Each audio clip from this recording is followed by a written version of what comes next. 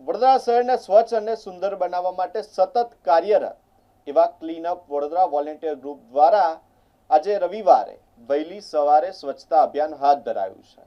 Narhari hospital નજીક વિશ્વામિત્રી નદી કિનારે એક વિશાળ સ્વચ્છતા અભિયાન હાથ ધરાયું છે, જેમાં ગ્રુપના વોલેન્ટિયર જેમીનભાઈ પારેખ સહિત મોટી સંખ્યામાં સ્વયંસેવકો જોડાયા છે। તમામ સ્વયંસેવકોએ મળીને વિશ્વામિત્રી નદી કિનારે ફેલાયેલો કચરો એકત્ર કરી વિસ્તારને સ્વચ્છ બનાવ્યો હતો। સાથે જ નાગરિકોને જાહેર સ્થળોએ કચરો ન ફેંકવા અને સ્વચ્છતા જાળવવા માટે જાગૃત કરવામાં આવ્યા હતા। ક્લીનઅપ વડોદરા ગ્રુપ છેલ્લા ઘણા સમયથી દર રવિવારે શહેરના વિવિધ વિસ્તારોમાં સ્વચ્છતા અભિયાન ચલાવી રહ્યું છે।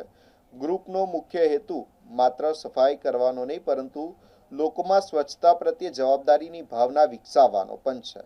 સ્વયંસેવકો નાગરિકોને આપણું શહેર સાફ તો આપણે સ્વસ્થ અને કચરો અહીં ત્યાં નહીં, યોગ્ય સ્થળે જ એવા સંદેશો આપી જ વડોદરાને સ્વચ્છ શહેર નિર્માણ કરવામાં સહભાગી બનવા પ્રેરિત કરે છે।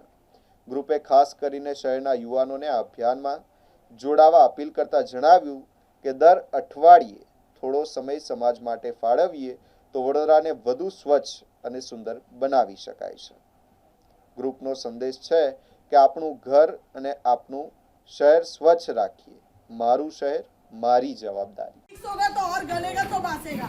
तो आप लोगों को अगर स्वच्छ रहना है तो एक नंबर कोई भी व्यक्ति अपने मोबाइल में नोट कर लीजिए। मैं बहुत जोर से बोलूंगी, 2-3 लोग भी कर रहे हैं तो करिए, और कोई दंड नहीं उस पे। सिर्फ बड़ोड़ा को स्वच्छ रखने के लिए बीएमसी ने एक नंबर दिया है, फोटो खींचो डालो, हम उठा लेंगे कचरा। जो भी चीजें प्लास्टिक बैग में आती है उनको एक बार धो के इकट्ठा करना है, फिर वो रिसाइकल हो सकती है। आप जितना ज़्यादा ध्यान रखोगे उतना ज़्यादा हमारा देश साफ होगा, हमारा शहर साफ होगा, ये गली साफ होगी, आप लोगों को स्वच्छ हवा आएगी, गंद नहीं आएगी। आप आज बाहर जाके देखोगे, हम 100 लोगों ने मिलकर 3 घंटे श्रमदान किया है, 5 टन से ज़्यादा कचरा हमने वहाँ से हटाया है। बीएमसी पूरे साथ टाइम हमारे साथ थी, सारे वॉलेंटियर हमारे साथ थे। हम सब हमारा संडे छोड़ के शहर साफ करने की मुहिम चला रहे हैं। हमें आपका सिर्फ इतना साथ चाहिए कि आप अपने घर का कचरा सही तरीके से डिस्पोज करें। નમસ્કાર વડોદરા, અમે લોકો ક્લીનઅપ વડોદરા ગ્રુપમાંથી છે। અમારું ઇનિશિયેટિવ મેન ક્લીનઅપ ઇન્ડિયામાંથી સ્ટાર્ટ થયેલું છે। અમે લોકોને એવી રીતે વોલ્યુન્ટર બેઝનું ગ્રુપ છે જે અમે લોકો સેલ્ફ ડ્રીવન કરતા હોઈએ છીએ। આમાં કોઈ તમારે એક્સ્ટ્રા એક્સપેન્સીસ નથી આપવાના હોતા, તમે તમારો ખાલી ટાઈમ લઈને અમારા જોડે આવો। અમે લોકો દર રવિવારે સવારે 7 થી 9 ક્લીનઅપ ડ્રાઈવ કરતા હોઈએ છીએ અને 9 થી 10 અમે લોકો અવેરનેસની ડ્રાઈવ કરતા હોઈએ છીએ, જેમાં અમે લોકોને જઈને સમજાવીએ છીએ કે તમે તમારા ઘરની આજુબાજુમાં કચરો ફેંકો નહીં। અમારું આ ગ્રુપ 5 લોકોના જોડેથી સ્ટાર્ટ થયું હતું, આજે તમે જોઈ શકો છો કે અમારા પાછળ 100 કરતાં પણ વધારે લોકો જોડાયેલા છે। આજના દિવસથી અમે લોકોએ વિશ્વામિત્રી ક્લીનઅપ મુવમેન્ટ સ્ટાર્ટ કર્યું હતું, જેમાં અમે લોકોએ આજે ઓલમોસ્ટ 5 ટન 5 ટન કરતાં પણ વધારે અમે લોકો આજે કચરો જમા કર્યો છે, જેનામાં ઓલમોસ્ટ બધું વોલ્યુન્ટર બેઝ કામ થયેલું છે।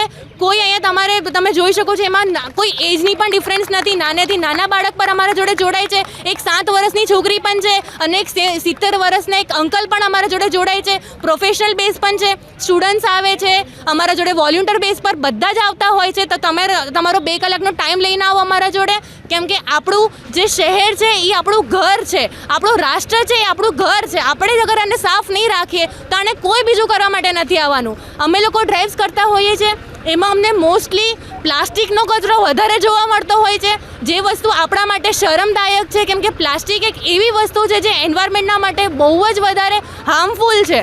કેમ કે એક પ્લાસ્ટિકમાંથી માઇક્રો મોલિક્યુલ્સ એટલા નીકળતા હોય કે એ જમીનની અંદર અગર વહી જાય ને તો તે જગ્યાએથી પાછું બીજી વાર કોઈ પ્લાન્ટ ગ્રો નહીં કરી શકે, કેમ કે ઇન સોઇલ એની જે મોલિક્યુલ્સ છે એને ડેડ કરી નાખતા હોય છે। તો મારી એક જ અપીલ છે કે તમે અમારા જોડે જોડાઓ। આવી રીતે અમારા બીજા બધા શહેરમાં પણ છે, પણ વડોદરાના બેઝ પર તમે લોકો છો, અમારા જોડે જોઈન થાઓ। અમારું ઇન્સ્ટાગ્રામનું પેજ છે, વોટ્સઅપનું ગ્રુપ છે, તમે લોકો અમારા જોડે જોઈન થાઓ। ઇન્સ્ટાગ્રામના પેજમાં અમારું cleanup.vadodara.official કરીને અમારું પેજ છે, તમે એમના થ્રુ અમને કન્ટેક્ટ કરીને અમારા જોડે જોઈન થઈ શકો છો।